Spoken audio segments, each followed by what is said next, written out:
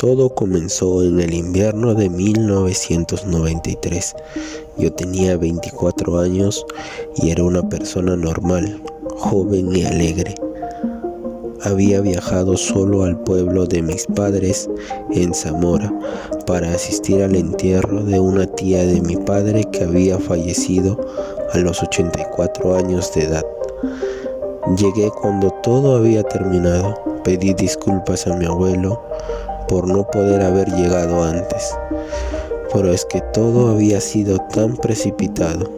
Las campanas tocaron a muerte y un escalofrío recorrió mi cuerpo. Comenzaba a anochecer y el frío se notaba cada vez más. Además había empezado a nevar. El pueblo parecía un pueblo fantasma. Me dirigía a casa de mi abuelo, que estaba alejada de las demás casas. Entonces lo que escuché fue nítidamente. Era un aullido, un tremendo aullido de lobo. Sentí un aliento fétido a mis espaldas. Me di media vuelta y entonces lo vi. Era un tremendo lobo negro. Sus ojos tenían un brillo asesino y sus fauces abiertas buscaron mi cuello. En un instante se abalanzó sobre mí y me tiró al suelo. Yo no podía zafarme, tenía mucha más fuerza que yo. Sentí el primer mordisco y después escuché un disparo. Cuando me desperté, me encontraba en casa de mi abuelo. Él había sido el autor del disparo. Pregunté por el lobo y mi abuelo me lo enseñó. Allí estaba muerto. Era un ejemplar tremendo. Quizás su peso llegaba a los 70 kilos. Me toqué el cuello. Me dolía la herida que me había producido la terrible bestia.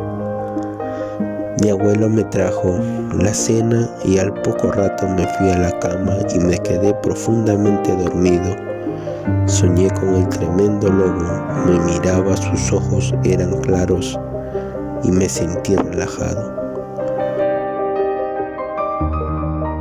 Me desperté, no sé qué hora era de la madrugada, me seguía doliendo la herida del cuello. Me acerqué a un espejo para mirarme y entonces mi sangre se heló en las venas. Me toqué las orejas y me di cuenta que eran puntiagudas. Mis ojos ya no eran azules, sino marrones y oblicuos.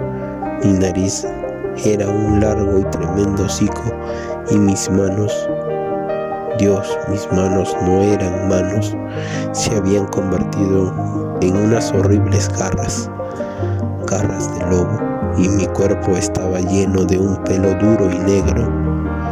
Me había convertido en pocas horas en un hombre lobo. Era una locura, una tremenda locura, pero así era. Ahora sentía unas ganas tremendas de comer carne fresca. Escuché un ruido en la otra habitación. Era mi abuelo que estaba roncando. Me acerqué a la cama, lo agarré por la cabeza y le mordí en el cuello. La sangre empezó a salir a borbotones y yo comía su carne con tremendo apetito. Después de esto me acerqué a la ventana y miré la luna. Estaba llena y me miraba. Un aullido lastimero salió de mi garganta.